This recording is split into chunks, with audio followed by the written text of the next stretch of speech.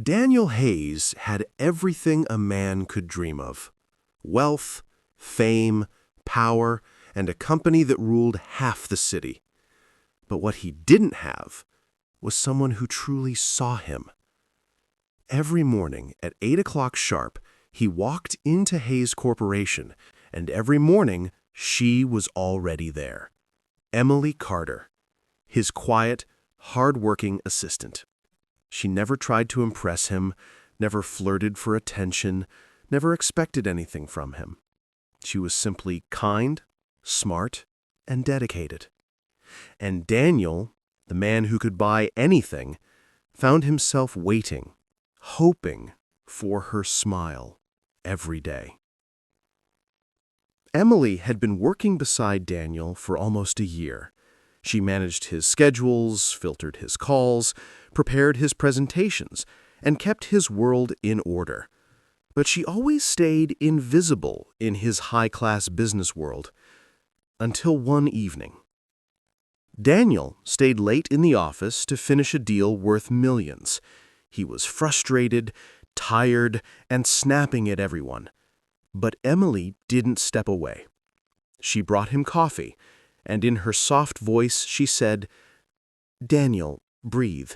You've handled bigger problems than this." Her calmness disarmed him. For the first time, he really looked at her gentle eyes, her steady hands, and the soft warmth in her voice. Something shifted.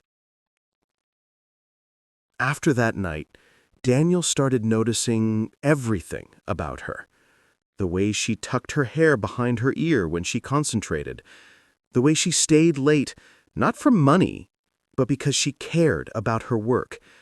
The way she was always kind, even when the world wasn't kind to her. He found excuses to talk to her, excuses to keep her near, excuses to hear her laugh.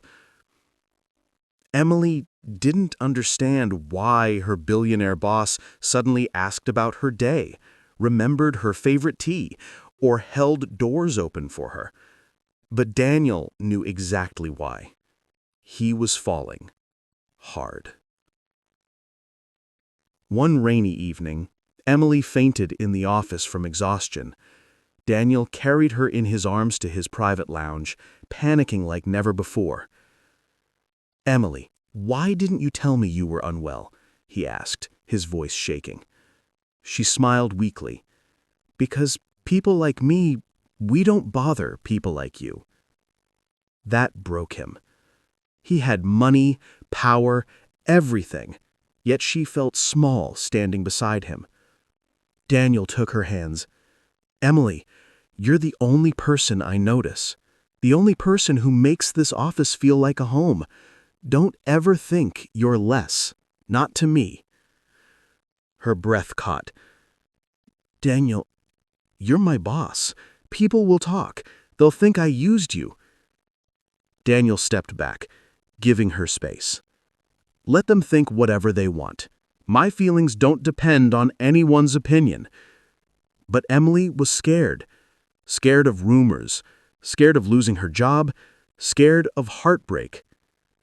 So she left the office early, leaving Daniel standing alone in the dim light, wondering if he had just lost the only person he truly cared about.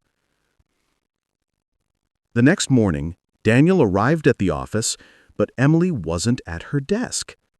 Panic hit him. He ran to the elevator, only to find her standing there, nervously holding her bag. She looked at him with teary eyes. "I tried to stay away, but my heart doesn't listen," she whispered. Daniel didn't wait. He pulled her into his arms. "Then don't stay away," he said softly. "Stay beside me, not as my assistant, but as the woman I love." Her breath caught. "Yes," she whispered. From that day on, Daniel Hayes didn't just enter his company. He entered the place where his heart waited for him.